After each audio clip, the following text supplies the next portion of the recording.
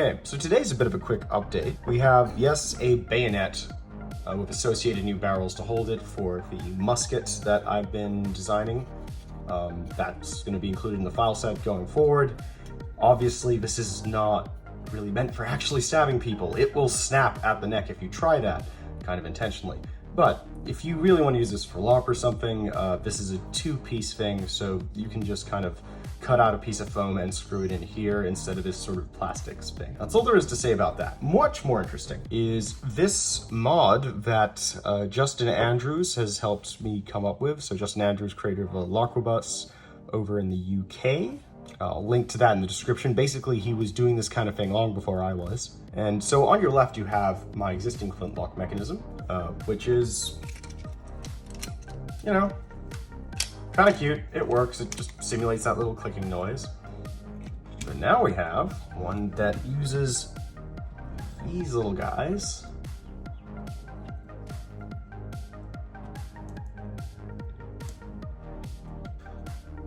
To make a big more bang. Now, of course, these are not actual percussion caps. These are the toy blasting caps with Armstrong mixture, e.g. the ones you'd use for this stuff, which you can get from most convenience stores.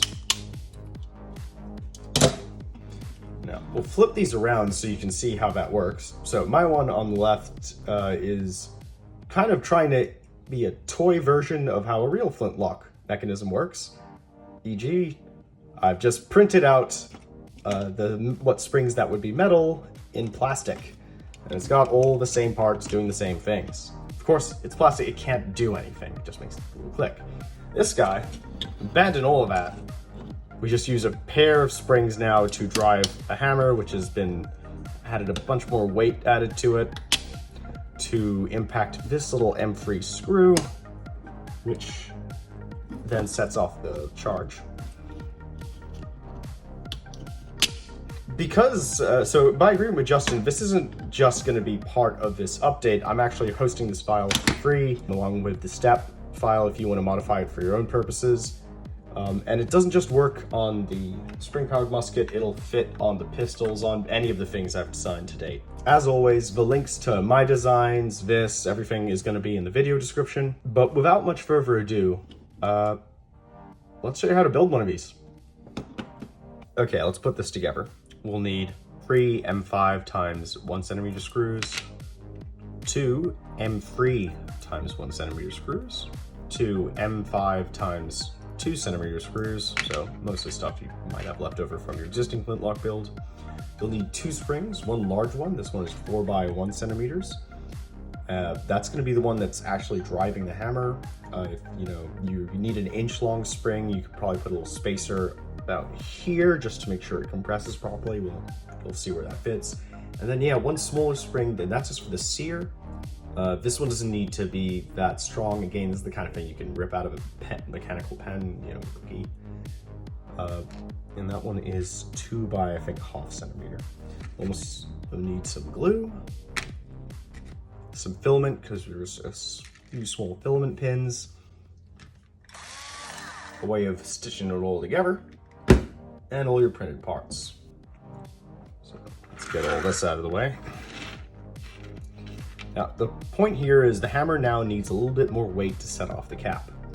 To do that, I printed this at 100% infill, and you don't really need to do that though, because we're going to use this screw to add a bit more weight up top.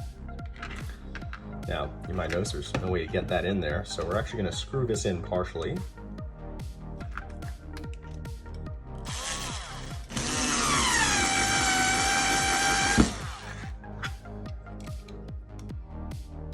Okay. At this point, we're going to add our hammer drawer over here.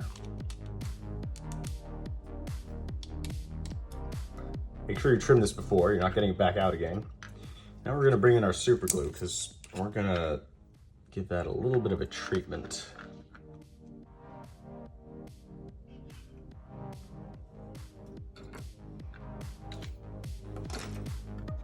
And we're going to put this guy over that, so that should just, make sure you clear it out properly first.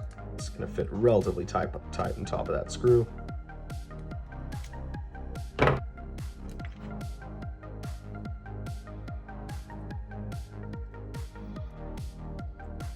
That's looking good. Dab a little more there. Oh, great, I'm dabbing super glue all over my cutting board. I'm super smart.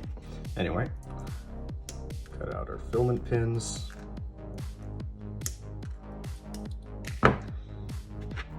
Out there.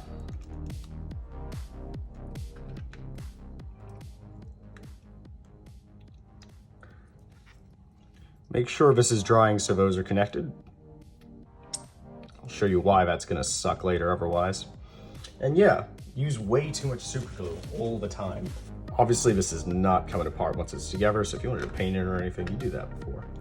Oh, almost forgot to remove these little DD supports. Open that.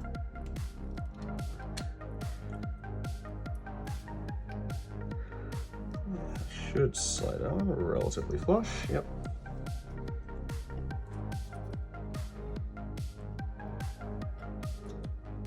Again, make sure this part is sitting connected, otherwise you're gonna have to file down the sides of this so it actually hits the cap. Show you that later. Trim those. A little dab up here. Put you on. Fits nice and tight anyway, but just on principle. All right. And that is our hammer.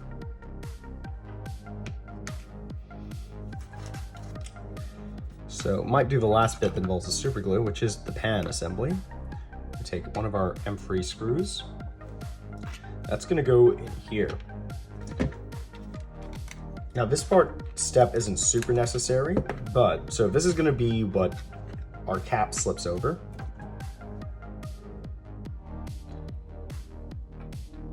This is where the hammer's striking. This needs to be in there quite tight because it's gonna get shoved out of there eventually. So I'm actually gonna put, hobo Loctite for now.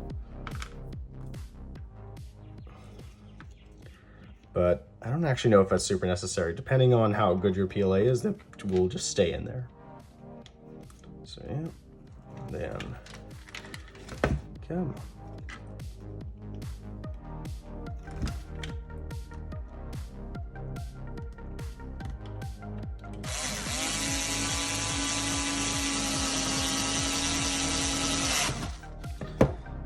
I originally thought of putting like a threaded insert there, but I couldn't quite fit it with the same like cap mount, so we'll stick with this for now. All right, close you, we don't need you anymore. Nasty, nasty, nasty thing. Okay.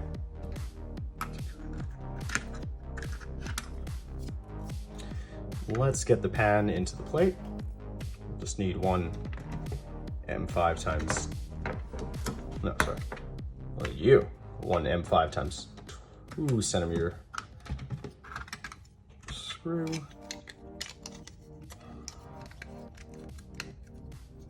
Take our frizzen. Make sure that's moving freely. If not, file the insides. In fact, just give that one last go over.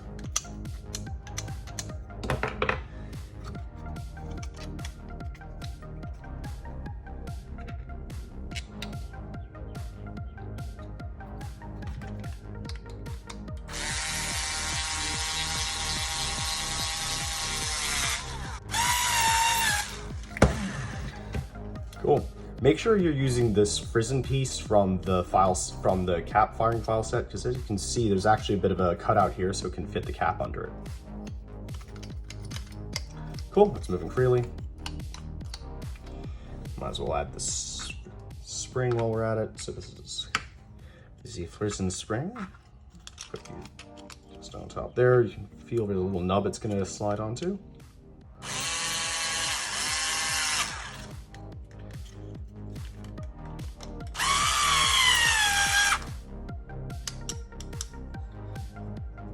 Might adjust that later, but for now that's fine.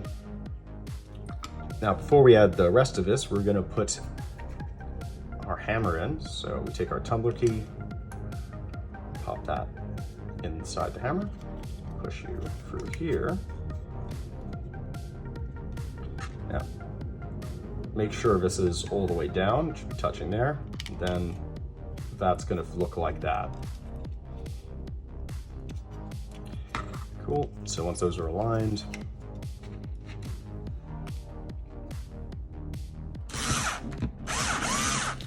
there we go.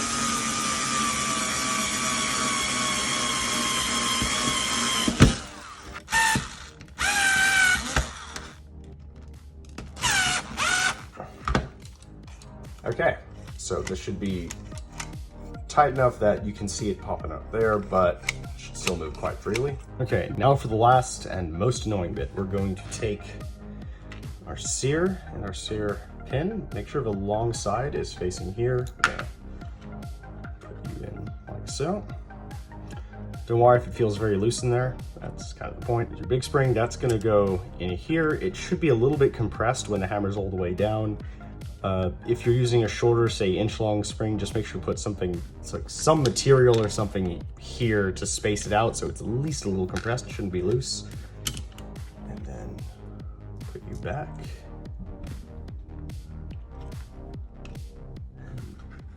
This, your sear spring, whatever. As you can see, this one's probably too big for what I need here. You know, just chop it down if it's not working right, because that needs to be able to compress all the way up till it gets the tip there.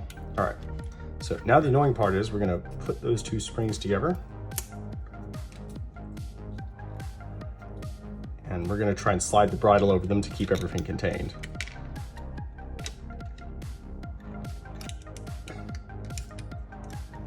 And I'll tell you, yes. Sears pin in there. Almost.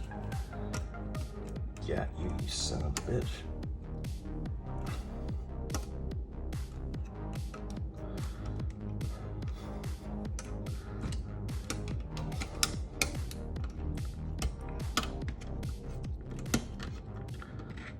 Ooh, I think we're about there. Yeah.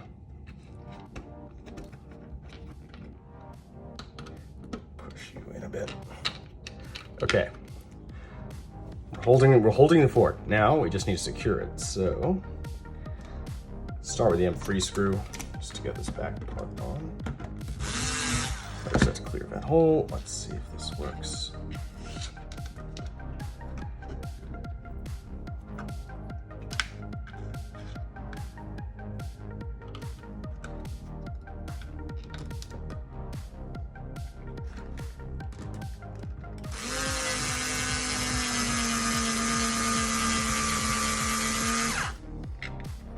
Yeah.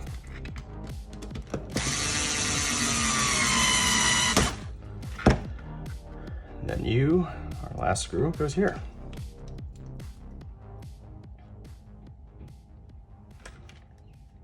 Yeah, that's right.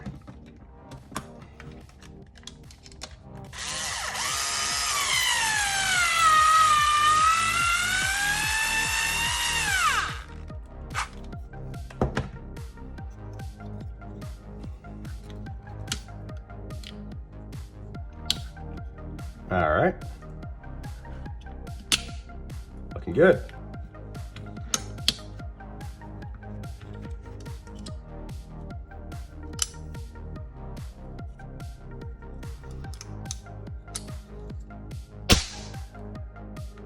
Perfect.